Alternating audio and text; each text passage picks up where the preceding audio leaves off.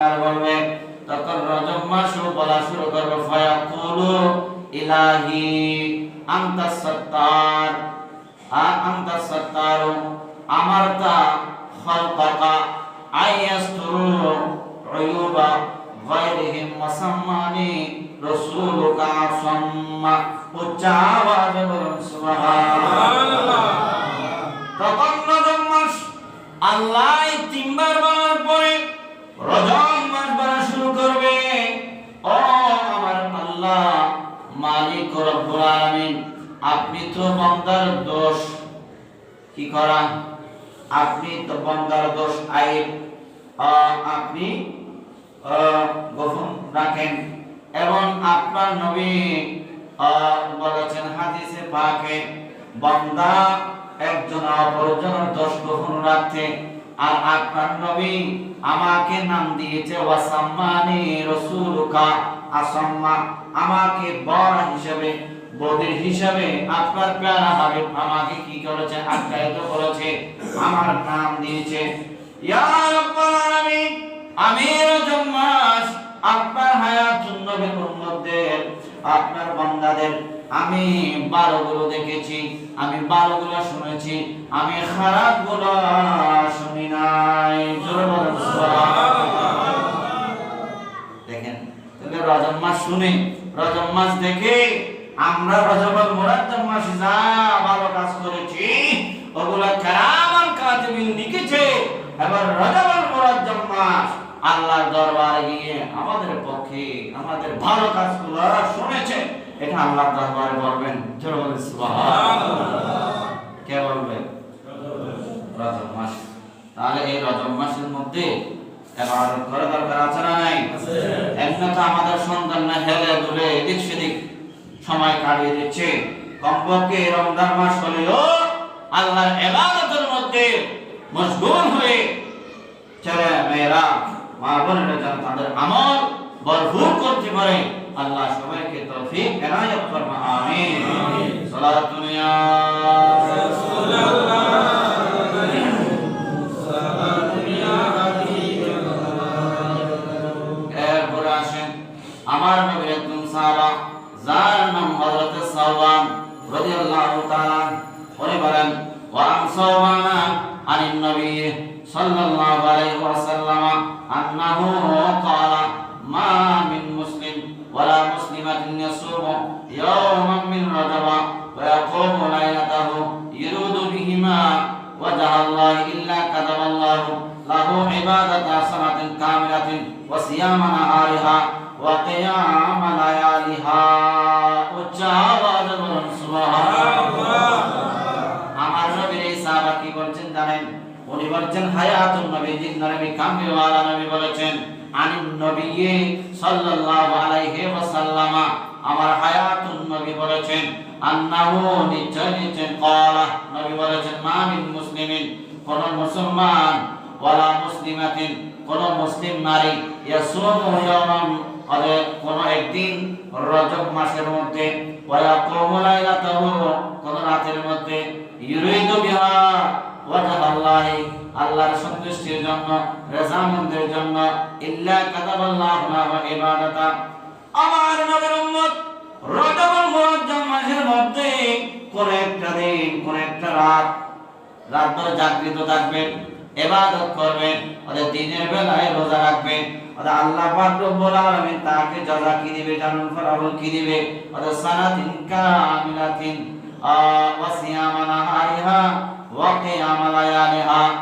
একজন মানুষ সারা এক বছর পর্যন্ত রাতভর ইবাদত করলে, দিনভর রোজা রাখলে সে সওয়াব পাবে।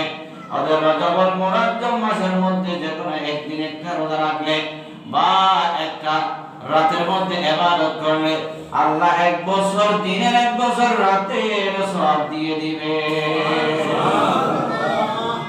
যে মহিলা যে পুরুষ রজবুল মুরাজ্জাম মাসের মধ্যে যে কোনো একদিন, এটা কিতাবের মধ্যে আছে, এটা হচ্ছে মেরাজের রাত এবং মেরাজের দিনের দিন যদি রোজা রাখে, রাতের মধ্যে যদি ইবাদত করে, আল্লাহ পাক রব্বুল আলামিন ওই বান্দাকে এক বছর রোজা রাখার, এক বছর রাতে ইবাদত করার সওয়াব ওই মহিলা পুরুষের আমলনামার মধ্যে আমার আল্লাহ দান করবেন। জোরে বলেন সুবহানাল্লাহ।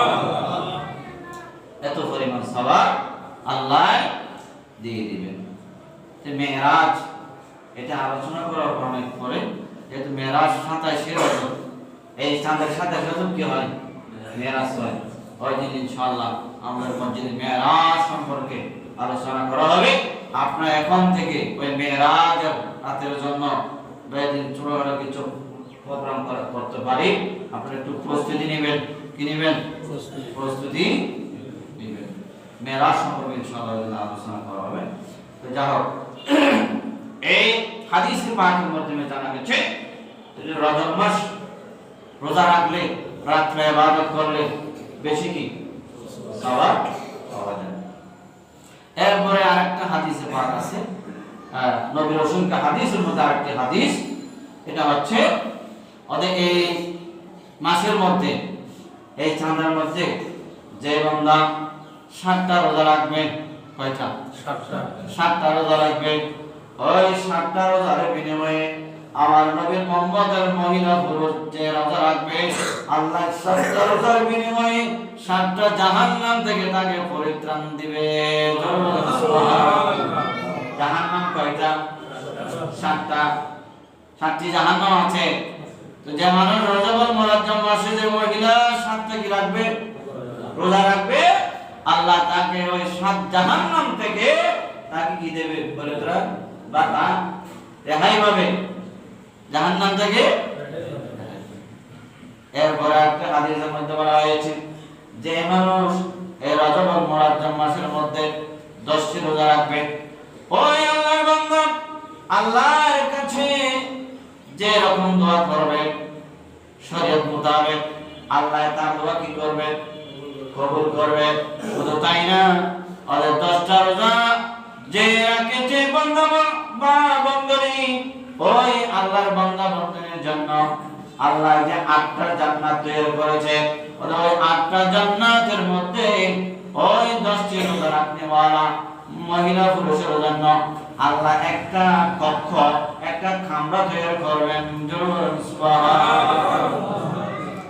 জাহান্নাম থেকে 7টি রোজা রাখলে জাহান্নাম থেকে কি পরিত্রাণ পাবে, রেহাই পাবে। আর 10টি রোজা রাখলে যেভাবে আল্লাহর কাছে শরীয়ত মোতাবেক দোয়া করবে, দোয়া কবুল হবে। আর শুধু তাই না, ওই 10টা রোজা রাখনেওয়ালা মহিলা পুরুষের জন্য আল্লাহ পাক রব্বুল আলামিন জান্নাতের মধ্যে একটা ঘর তৈরি করবে। হতে ঘরটা কত বড় জানো? অত দুনিয়ার মধ্যে এত কষ্ট করে মেহনত করে, হক হালাল না বেচে টাকা এনে জোগাড় করে ঘর বানতেছে, ঠিক না?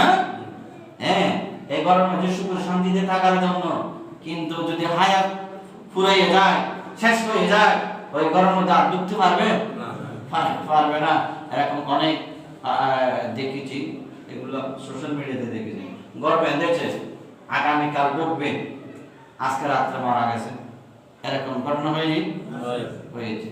এই যে কিছুদিন আগে দুর্যোগ বা ওই তুফান হয়েছিল, তুফানের সময় ঘরের মধ্যে ঢুকবে, ঘর সবগুলো রেডি হয়ে গেছে, ঘরে ঢুকবে, কিন্তু এর আগের দিন রাতে বাতাসের মধ্যে গাছ পড়ে মারা গেছে।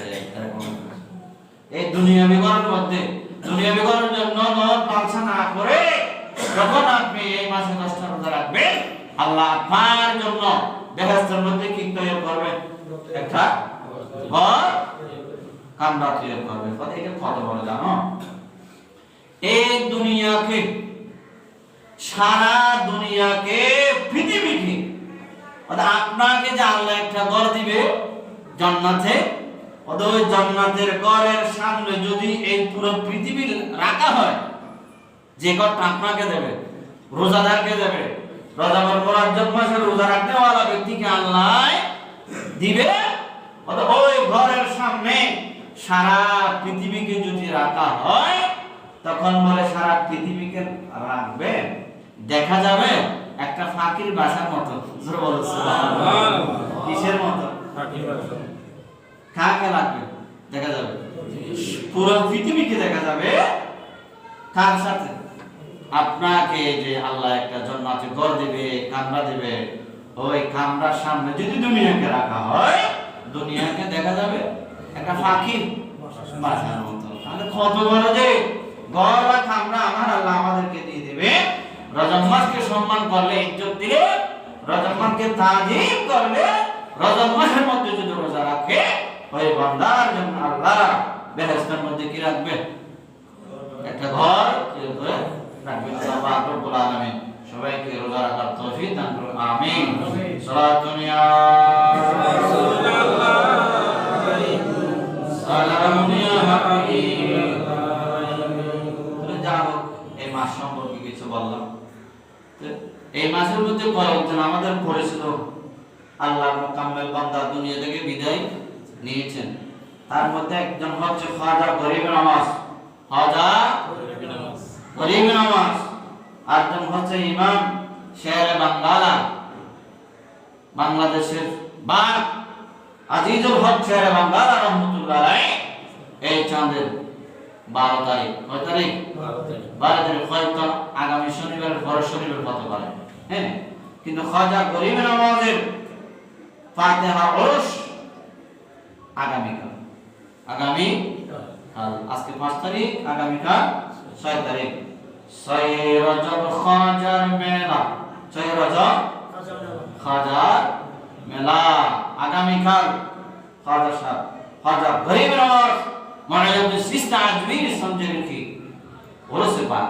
তো খাজা গরিব নওয়াজ এটা এমন একদম ফাস্টে এমন জাত পাক, ওগুলো বলার সময় নাই। এদিকে বলতে বলতে অন্য সময় হলে ইনশাআল্লাহ বলার জন্য চেষ্টা করুন। টাইম যখন হয়ে গেছে 1:10 হয়ে গেছে, শিক্ষা এখন তাড়াতাড়ি নামাজ আদায় করতে হয়। ইনশাআল্লাহ পাক যদি খাজা গরিব নওয়াজের নজরে কোনো সুবিধা হয়, ইনশাআল্লাহ খাজার শানে আলোচনা করার জন্য চেষ্টা করব। ওয়া আখির দাওয়ানা আলহামদুলিল্লাহি রাব্বিল আলামিন। আসসালামু আলাইকুম ওয়া রাহমাতুল্লাহি ওয়া বারাকাতুহু।